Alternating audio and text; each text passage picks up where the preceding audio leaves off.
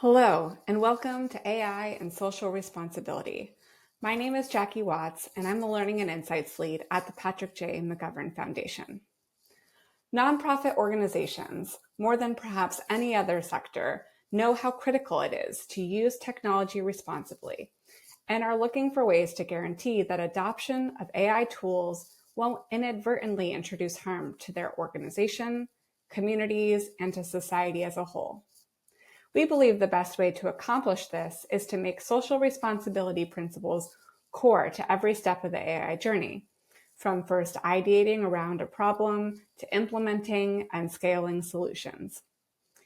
And they're equally applicable whether adopting an existing off-the-shelf AI product or building something brand new in-house.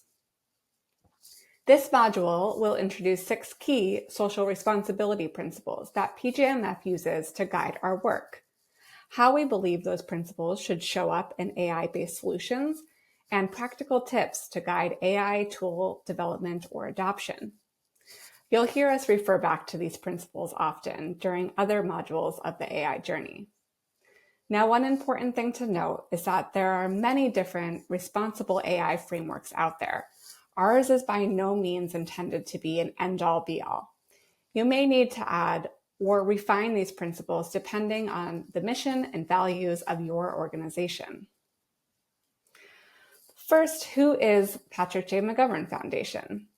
PJMF is a philanthropic institution dedicated to advancing AI and data science solutions to create a thriving, equitable, and sustainable future for all. We do this by providing grant funding each year to organizations working at the intersection of AI and social impact. We also have an in-house technical team that both builds AI solutions and provides direct technical assistance to organizations in the form of product and AI strategy support. And finally, we offer resources and learning opportunities like this one to organizations at all stages of their AI journey. All of this is an effort to build a human-centered and tech-enabled future to solve some of the world's biggest challenges. So what do we hope that you get out of today's social responsibility session? Well, more awareness and alignment around the key social responsibility principles that lead to responsible AI and technology adoption, some experience identifying how these principles show up in practice, and concrete ways to build social responsibility principles into the integration of existing AI solutions or when building new solutions. All right, let's jump in. Although we might hope that everyone is already on board with the need to prioritize social responsibility when using or creating technology, we'll still start with the why. Why do we care about creating socially responsible AI? Well, we believe that AI has the potential to help society address some of the world's toughest challenges. Just like any solution, technology or not, I think we'd all hope that AI solutions not only do no harm, but reinforce the values that we care about as a society. But despite the seemingly magical nature of AI, it is in fact just a tool, and it can only be used effectively if wielded in the appropriate way. The development of AI solutions is the result of potentially hundreds of tiny decisions, all made by humans. And so AI being responsible starts with those who are implementing it. And when done well, AI solutions continue to be shaped and improved by those who interact with them, either directly or indirectly. As we'll see in a lot of the examples we'll talk about today, ending up with a solution that appropriately upholds responsible AI practices does not happen on its own. It's tough work, and it requires a lot of awareness, commitment, and follow-through. To help drive this point home, we appreciate this quote from Francesca Rossi, currently IBM's AI Ethics Global Leader, also a board member of Partnership on AI and Distinguished Research Fellow at the Institute for Ethics of AI at Oxford University. Ethics must be embedded into the design and development process from the very beginning of AI creation, and those ethics must be aligned with the values and ethical principles of a society, or the community it affects. This reiterates that thinking about responsible AI principles is not a one-and-done job. It's an ongoing process throughout the design, development, implementation, and scale of an AI solution. And to go one step further, everyone impacted by a solution, not just those building it, should have agency in how a solution impacts their community. We believe this is critical to ensuring the responsible use of AI in our society. So what are the principles that we're referring to when we say responsible AI? At PJMF, we've aligned around 6 key principles: fairness, transparency, human-centeredness, data privacy and security, inclusion, and sustainability. We'll dive into each of these principles individually over the remainder of this session and share what we think each principle embodies, what it looks like when it's not followed, some practical tips on how to put it into practice, and finally, a real-world example drawn from the many grant partners that we at PJMF have the opportunity to support. Let's start with fairness. Fairness is the responsibility to ensure that an AI solution is equitable and does not produce biased or discriminatory results or recommendations. Unfortunately, real-world examples abound when it comes to instances where this principle was not sufficiently upheld. We have Amazon's AI-enabled recruitment tool, which they began to develop in 2014 to automate the step of resume screening. Unfortunately, this solution was trained on nearly a decade of prior hires in a male-dominated tech company, and it learned to prefer terminology largely associated with male candidates and to discriminate against words more commonly used by female applicants. Next, there's the groundbreaking research by Joy Bulamwini and Timnit Gebru on the racial disparities and accuracy of facial recognition technologies, which were in use by law enforcement and government officials. One last example is the Optum algorithm, which was used by hospitals and other healthcare systems across the US before it was discovered to have significant racial biases favoring white over Black patients. This bias was caused by poorly selected parameters used in its machine learning model, which impacted its predictions. So what are the practical ways we can avoid bias and discrimination issues from happening in our own AI-powered solutions? Well, first, make sure you have a diverse team of people providing input across age, gender, race, geography, education, socioeconomic status, or any other dimension that might be critical to the effectiveness of your solution. Don't put solution development solely in the hands of your technology team. You'll want to involve a wider breadth of folks who are knowledgeable about the problem space or have deep understanding of your users. If you don't already have that expertise internally, it's worth the extra time to go out and find it. If you're adopting an existing AI solution, make sure to test it thoroughly with a diverse group of people within or outside of your organization. Have open discussions amongst your team about what potential bias might creep in. Spending time anticipating problems before they happen can be useful in building awareness. Not only can you mitigate issues from the start, but it will be that much easier to identify if any of these biases are in fact happening, so you can jump into action as quickly as possible.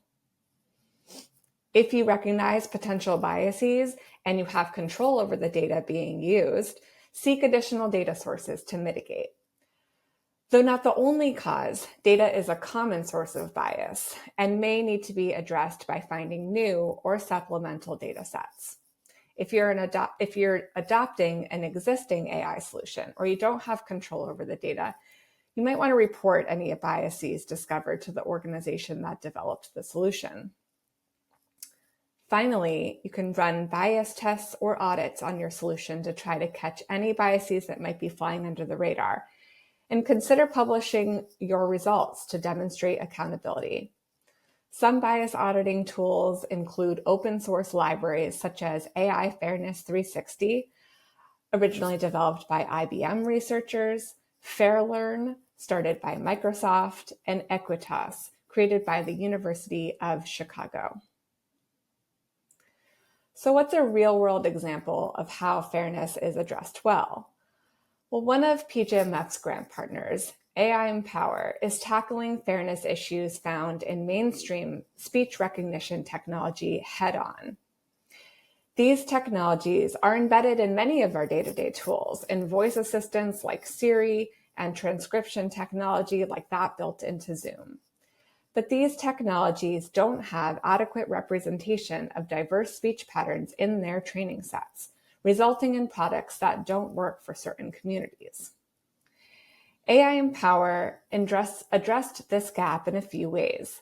They went about collecting more representative data sets, training speech recognition models on these new data sets to improve their performance, and engaging with communities with diverse speech patterns to uncover challenges and advocate for speech technology improvements. Luckily, there are a growing number of resources being published around this topic, as more and more AI implementers are realizing the gravity of the potential pitfall. We've provided a short list of articles and videos to check out here. Next, we'll look at transparency. Transparency, as it relates to responsible AI, refers to a few things. Are we providing visibility into A, how AI is being used, and B, to the extent possible, how is it arriving at its results so people can choose how to engage with it? Again, we can probably all point to some instances where this principle has not been upheld in some of the technologies that we've interacted with. For example, we end up with products and services that use our data without our consent, like this instance of LinkedIn scraping user data for the purposes of training its models. This practice was quickly discontinued in the UK due to stronger regulation, but continues to happen in the US and many other countries around the world. Second, we have the unsettling trend of AI being used to alter or mimic media from public figures, spreading mis- or disinformation. In this case, an Australian news outlet published a doctored photo of Australian politician Georgie Purcell, potentially influencing her public perception. Last, we have an article published in Forbes about the pervasive black box nature of AI used in recruitment. Without transparency or accountability for how these resume screening tools are arriving at results, they continue to perpetuate biased hiring practices. So what are some practical ways we can uphold transparency? Well, first, make it clear to the end users and others impacted by the solution that AI is being used and how it's being used. Is it being used to summarize information, make predictions, make actual decisions, or something else? Users should never wonder if they are or are not interacting with AI. If applicable, you should get consent for any data sources you intend to use in your solution. This is especially critical for any data sets that contain personally identifiable information. Be clear about what data sources are being used by your solution. This could include data used at all different stages of model development, not just the initial training and testing. For instance, with a generative AI model, you might be providing supplemental data in the form of fine-tuning, retrieval augmented generation, or simply including it in your prompt. Don't worry if some of those terms aren't familiar yet, that's okay. Our point here is that data can be used at many different stages in the process, and you'll need to be mindful of them all. Make it understandable how the model arrived at its output. In the world of AI, we use the term explainability to refer to this. When you see an AI solution providing specific sources to back up its results, that's one example of explainability in action. Be clear with your users about the AI's limitations or potential biases. Don't try to hide them. Help people be informed about how they use the results that AI is providing them. And lastly, consider going open source. Making your data, AI model, or application code open source is one of the best ways to maintain transparency with your audience. So let's take a look at how transparency can be done well through the real-world example of one of PJMF's partners, Upsolve. Upsolve's AI-enabled bankruptcy filing tool was built to guide users through the maze-like process and paperwork necessary to file for bankruptcy. A few key features of their tool include clearly marking AI-generated content so users always know when they are or are not talking to a human, openly sharing the data sources being used in their AI model. They've chosen to train their model on professionally written content curated by experts and available for free to the public. And finally, providing links to its sources so that users can easily track where advice came from and vet that information if desired. Again, we encourage you to continue digging into transparency best practices as it relates to AI solutions by checking out these additional resources. Next, we'll talk about human-centeredness. When we think about this principle, we're asking ourselves, how are we engaging with the communities that we're looking to serve? And are we keeping people in the driver's seat for important decision-making? What are some of the consequences when this principle is not followed? Well, first, we end up with AI solutions that perhaps don't reflect human values. This article recaps a study dissecting 3 open source training datasets used by AI companies for how well they reflect human values. Although models did well on values like knowledge and information seeking, they less commonly reflected others such as empathy and human rights. Next, we have an instance of an AI-powered chatbot implemented by the New York City Department of Small Business Services. Launched with inaccuracy issues and without a human in the loop verifying responses, this bot was regularly providing incorrect and at times harmful information about housing policy, consumer, and worker protections. For example, telling landlords they're not required to accept tenants on rental assistance, essentially discriminating against applicants based on their income level. And in one last case, we have the National Eating Disorders Association, which launched a chatbot, again, without human oversight. It was shut down after being found to offer harmful information, like weight loss tips to those suffering from eating disorders. Some of the practical ways that we can put this principle into practice are always keeping a human in the loop. If you haven't come across this term before, human in the loop, it's used in the AI field to refer to how an AI system incorporates human input or validation in order to assure accurate and responsible outcomes. We'll see what this looks like in action when we cover our real-world example on the next slide. Second, take a problem-first and not a tech-first approach. We can't emphasize enough how important it is to deeply understand the problem your community is facing before diving into any potential solutions. In some cases, AI might simply not be the right way forward for the type of problem that you're tackling. Iteratively prototype and test your solution. You may start with a small group of users who are willing to be early adopters and invite them to help shape your solution. And lastly, always seek user feedback, whatever stage you're in, from initial problem definition to ideation through implementation and scale. Provide space for your community to share their thoughts. This is the best way to avoid unintentional biases and ensure that your solution is fully aligned with the community's values. Amor AI by Dara Janeiro is a great example of a solution that was serious about human-centeredness. This open source solution, which helps court systems collect and extract anonymized data on gender-based violence, helps address a critical data gap in Latin America. They've incorporated a human in the loop in their solution by requiring all AI extracted data to be validated by a human before it's entered into the database to ensure safe and accurate results. Second, Data Janeiro took the time to deeply understand the problem of gender-based violence, even publishing their research before they started building their AI solution. Here we've provided a few resources around how to practice this principle of human-centeredness.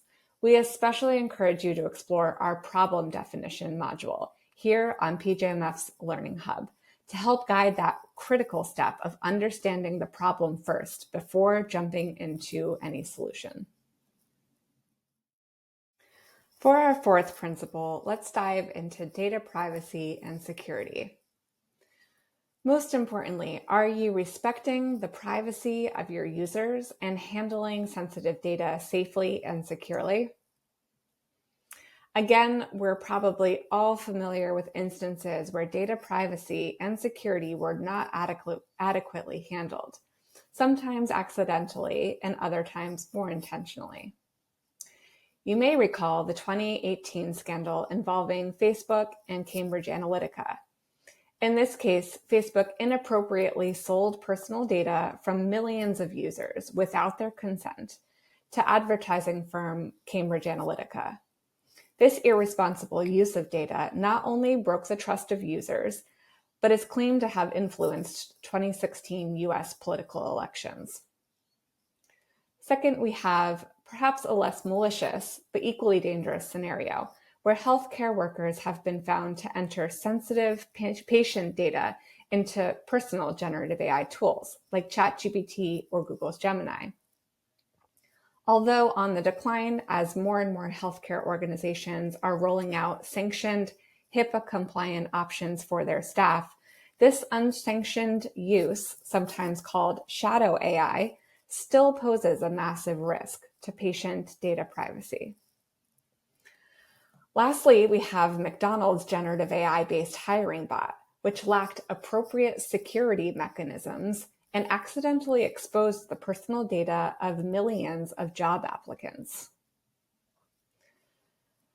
The practical tips for this principle can get quite technical very quickly. We'll try to keep it at a slightly higher level, but we encourage you to refer to your technology team or to bring in external help to ensure you're following data and security best practices. First and foremost, avoid using personally identifiable information as much as possible. If you do need to capture PII, say for your solution to work as intended, you'll need to take proper security measures, for example, encrypting this data. Adhere to privacy by design. There's a much more detailed description of what this term means that we'll provide in the additional resources of this section. But at its core, privacy by design is the practice of taking privacy considerations into account from the very start of a project, not as an afterthought. Give users control over their data.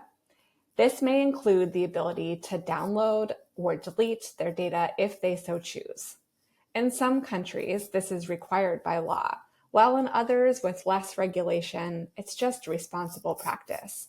Not only is it beneficial to end users, but putting data in the hands of your users typically lowers the liability for the organization as well. For data access, follow what's called the principles of least privilege. The entire staff at your organization probably doesn't need access to sensitive user information. The principle of least privilege states that employees should only have access to that data that they truly need to do their job and no more.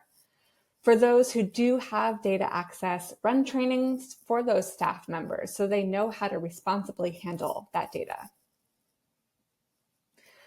Establish strong governance practices.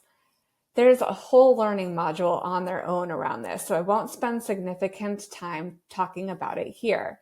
But in short, it includes the people, processes, and technologies that can support safely and effectively managing data throughout its life cycle. Conduct security or privacy audits with a third party. Having an independent set of eyes on your technology solution helps to identify any critical vulnerabilities before they go out into the world and potentially harm your users. And in any cases where data is being sent to a third party, ensure you have proper protections in place to understand how they'll be using that data.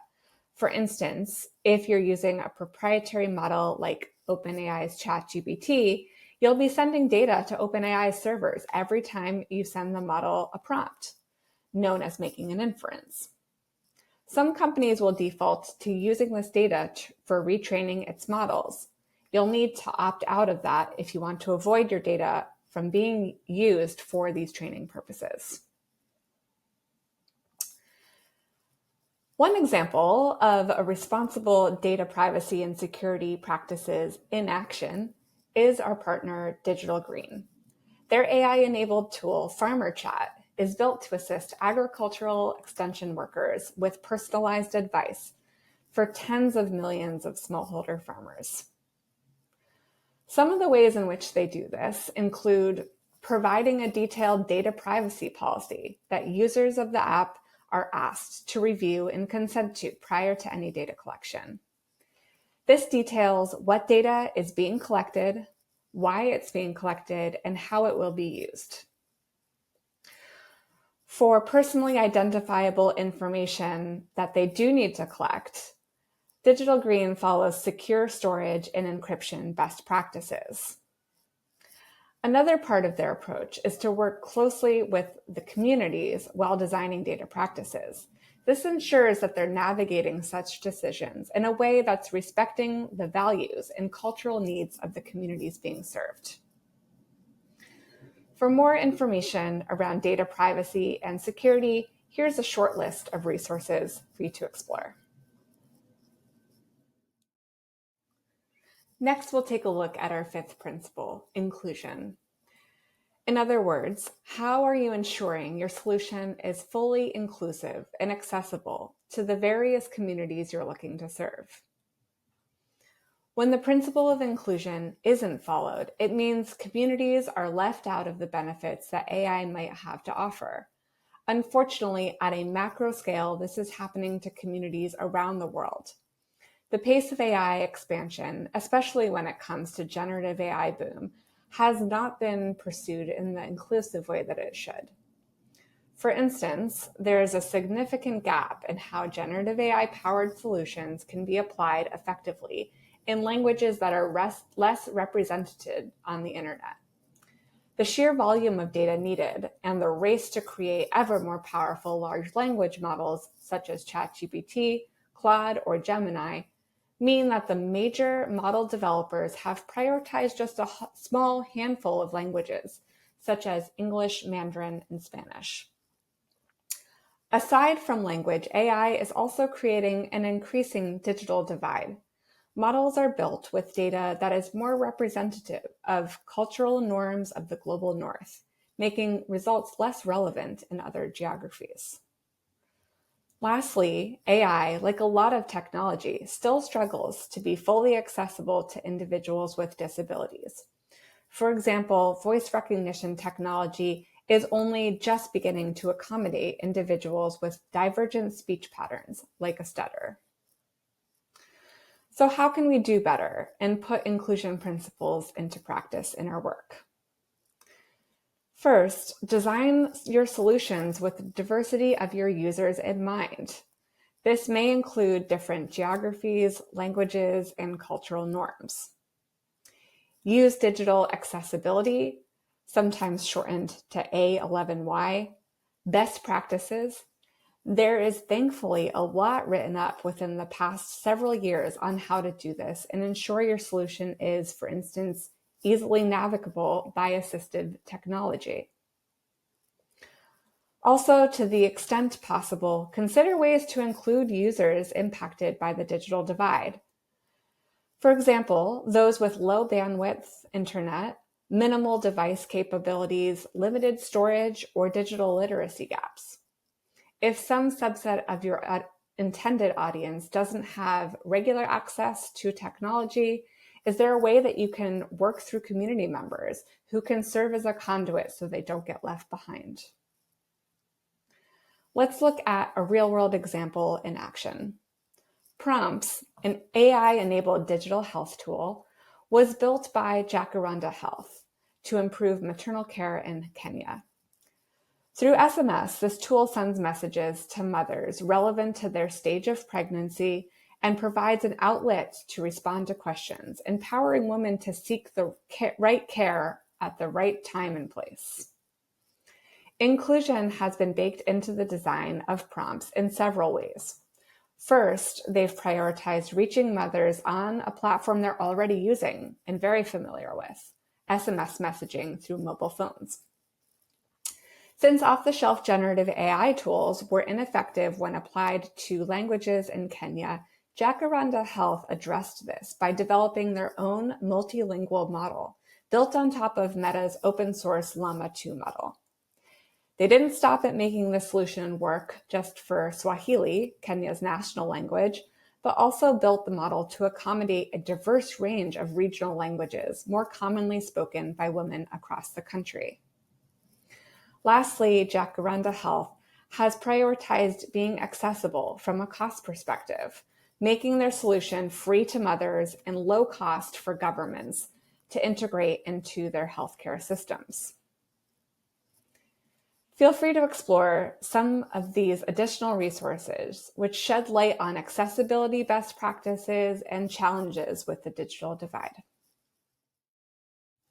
And for our last principle, we'll talk about sustainability. Does your solution address sustainability concerns by seeking to minimize environmental and/or societal impacts?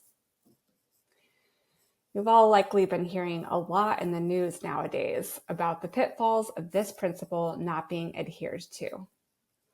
For example, the ballooning energy and water demands of AI that are impacting the environment. Second, this lack of focus on responsible sustainability practices perpetuates global inequities. For instance, big tech pursuing data center projects in more vulnerable regions. For example, countries struggling with water scarcity, but without strong government regulation to push back on this development. Lastly, we see serious concerns raised about whether these resources are being spent with intention or if they're just wasted away on frivolous uses of the technology. Some might refer to the viral Studio Ghibli AI image generator as an example of the latter. What are some practical tips for putting this principle into practice? First, you can be judicious about how AI is being applied. Any potential AI-powered solution will undoubtedly have some environmental impacts. So use heightened scrutiny when you decide to invest in the solution to ensure the positive impacts on your community are worth those trade-offs. Second, make sure to do your research on potential models and cloud providers. The selection on both of those fronts will be important decisions. For models, you'll want to find ones that are appropriate for your use case. The bigger and more complex a model gets, often the more resource it requires. So in the AI world, we use the term right sizing to refer to a model that's large enough to do the job well, but not so large that it's a waste of resources. For both models and cloud providers, see if you can find in the information published about the estimated environmental impacts. This information is not always made public, so it can be very hard to find, but consider factoring this transparency of models or providers into your decision. Make intentional product decision choices that reduce environmental impact. For example, this can mean reducing the number of inferences where possible, or guiding users in how to efficiently and effectively interact with your AI models, so they don't have to overburden it with more requests than are necessary. Finally, make smart infrastructure choices. There's a lot of configuration decisions that your technical team can implement to reduce your resource usage. from selecting which data centers or regions are serving your traffic to scaling strategies for your compute, or avoiding underutilized resources from flying under the radar unnoticed. To see what this principle can look like in action, we'll take a look at one of PGMF's own products, Grant Guardian. This AI-enabled financial due diligence tool supports grant makers in more seamlessly analyzing their grantees' financial health, utilizing generative AI to quickly extract figures from financial documents. In our case, addressing the sustainability principle entailed a few things. By working closely with our grant-making team during the initial problem definition and ideation phases, we knew this would be an impactful problem to tackle. The task at hand, extracting data from financial documents, was a mandatory part of our due diligence process, and it was painstakingly manual and error-prone. Having a clear understanding of the problem meant we could make the right choice about the scope of how AI was applied. Instead of building an AI feature in every part of the product, Grant Guardian uses Anthropic's Claude API to do two specific things: extract financial data from grantees' documents and to generate a natural language summary of the grantee's financial position. Our technology team also spent significant time diving into the infrastructure configurations that would optimize our resource usage, selecting AWS regions based on the percentage of energy that comes from renewable resources, and tweaking scaling settings to avoid underutilized resources. Here are some additional resources around sustainability for you to explore after this session. Okay, we know we just introduced a lot of information and that social responsibility principles are a really heavy topic, warranting a lot of thought and intention. So where do we go from here? Although we introduced this topic as a part of the curiosity phase, we actually consider social responsibility to be one of the foundational components of the AI journey. It's something that remains critical to keep in mind during every phase. In what steps during the journey might these principles show up? Well, our broad answer is everywhere. But to highlight a few key areas, if you're focused on organizational readiness during the curiosity phase, you may want to reflect on how these principles are folded into your AI use policy. If you're in the data readiness steps of the exploration phase, you'll need to think hard about how fairness, data privacy, and transparency are reflected in the data you're planning to use. During AI model development of the adoption phase, you'll again be focused on fairness and perhaps how sustainability and transparency are showing up in your model. And finally, if you're in the impact phase and perhaps assessing direct and indirect effects, you'll likely be focused on human-centeredness, inclusion, and sustainability. This slide is not meant to be exhaustive, just to give a flavor of how prevalent these principles are going to be throughout. Finally, we'll leave you with one last resource. This is a case study available on PGMF's Learning Hub that goes a bit more into depth on PGMF's product, Grant Guardian. We highlighted the sustainability efforts briefly in today's session, but we'll leave it to you to dig deeper into how the other principles show up in the building of that product if you're interested. We hope this content has been useful for you and would greatly appreciate any feedback you might have to help us continue to improve our trainings for future learners. You'll find a feedback form on the Learning Hub, or feel free to reach out to us at any time at learning@mcgovern.org. Thank you so much for joining us today.